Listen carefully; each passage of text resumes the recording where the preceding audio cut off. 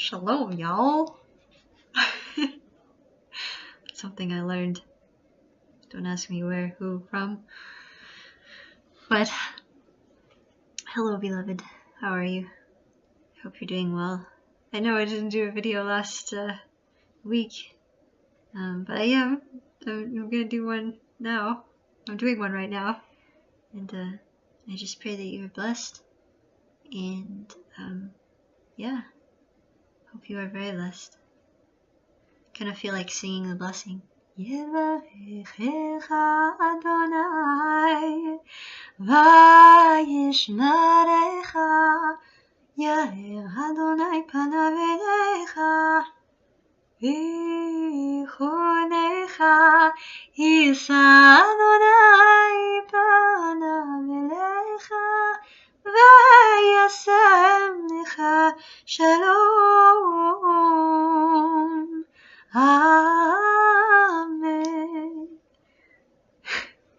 If you have our Shema music CD from my family CD, I think it's the first one we ever did. Shabbat. No, actually, it might be the second one. Okay, now I don't know, but it's for sale on our website, shemamusic.com, without the E, SHMA music.com. My sister and I are singing that blessing, harmonizing. It's pretty cool. It's kind of neat. Oh, and then there's like a bridge that goes, Shalom, Shalom. And yes, my sweet sister, if you happen to be watching this video, I do miss doing that song with you. Yes, I really do. Yes, okay, so I'm gonna read. Oh, here I am, all smiley and lighthearted, and because God is so good, and I'm so blessed. Sometimes I forget, or I just take for granted. I think we all do, how blessed we really are. So I don't want to do that, and I want to, and God is amazing, and He's always supposed to have the first in our life, priority in our life. So if you start feeling a little empty, a little lost, a little confused, one has to look and see, well, did I just pray for 5 minutes, in the morning? Have I been praying all day? What have I done? Have I been studying the Word? So, I mean, I love God, we love God, but if there's that feeling of something not being right, usually I can look back and be like, okay, yeah, I just, sorry, that's my heater. I just spent only a little bit of time, or, just not enough time. It's relationship, okay? I actually, this is something I was just talking to a friend of mine about. There's people who are religious who can be very far from God, because knowing Hashem is not being religious. It's a relationship. And of course, different people have different definitions of what religious is. But some of the most so-called religious people in history have been some of the worst. Just the worst. So it's a relationship, just like any relationship. You meet someone you want to have a relationship with. You spend time with them. You get to know them. You ask questions. You seek them out, the person that they really are. Questions, time and questions, because you see how they are, and that's the way it is with God. He's so tangible, but people don't know how tangible He really is because they don't want to take the time, and time is what you need. So I'm going off here again. Bereshit, Genesis, chapter 34. I'm actually going to go through this chapter. It's a pretty sad chapter, but I feel it's extremely important to talk about.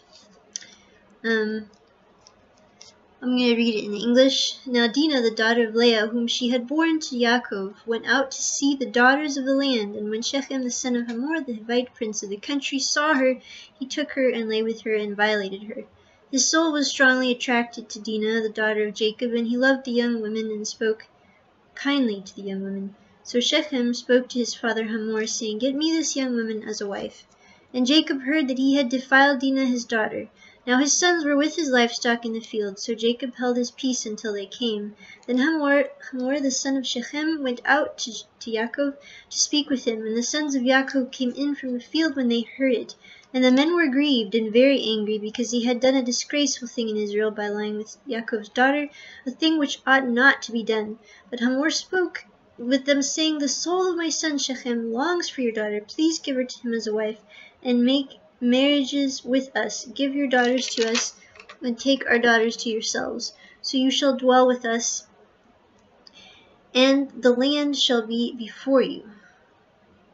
Dwell and trade in it, and acquire possessions for yourselves in it. Then Shechem said to her father and her brothers, Let me find favor in your eyes, and whatever you say to me I will give. Ask me ever so much dowry and gift, and I will give according to what you say to me, but give me the young woman as a wife. But the sons of Yaakov answered Shechem and Hamor his father, and spoke deceitfully, because he had defiled Dinah their sister. And they said to them, We cannot do this thing to give our sister to one who is uncircumcised, for that would be a reproach to us. But on this condition we will consent to you, if you will become as we are, if every male of you is circumcised. Then we will give our daughters to you, and we will take your daughters to us, and we will dwell with you, and we will become one people.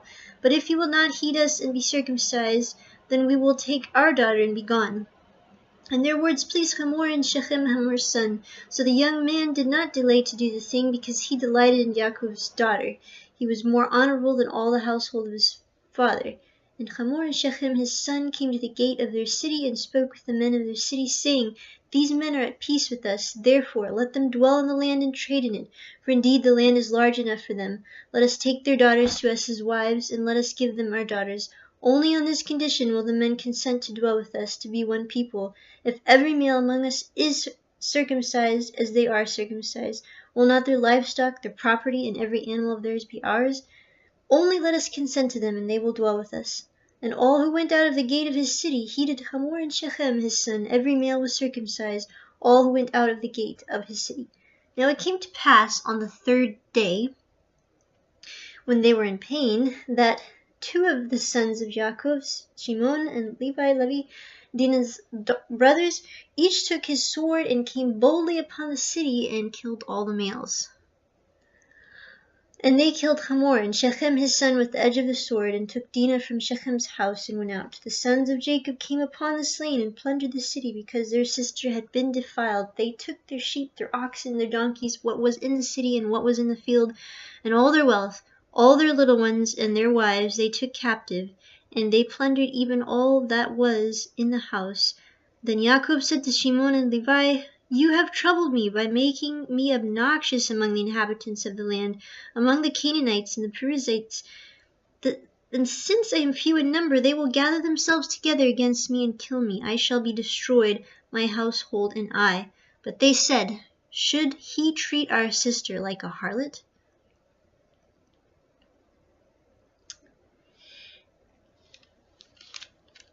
This story is very important to share, I feel, because throughout history, to this day, women are looked at as something less than men. I'm not saying that's true for everyone, but that's just, societies around the world. And it goes back to the promise of a Messiah coming through a woman. Since the beginning, since Eve, the serpent Satan has been trying to go straight to her, to destroy the woman, because he knew that through a woman, the Messiah, the Savior of the universe, would come to be. So in this story, it sounds what happens really bad, but what's profound to me is that at the end is, should we treat our sister like her? So these men, they did decide to be circumcised. So you'd say, well, what's up with that? Well, the problem started the moment that the son Shechem had taken Dinah for himself without the consent of the family, treating her like the princess that she was, that she, you know, because for Israel, the people of Israel, you know, of course, we read stories. It seems like many times women are not treated so well. But again, it goes back to the serpent and the you know, what Satan has been trying to do to women. But nonetheless, there still is an understanding. There still is an understanding that women are valuable. And so this story to me is profound because God is in this story without his voice even being audible. You see this? God is there. His zeal, what has taken place to Dinah, from the uncircumcised, from those who had not committed their heart to God.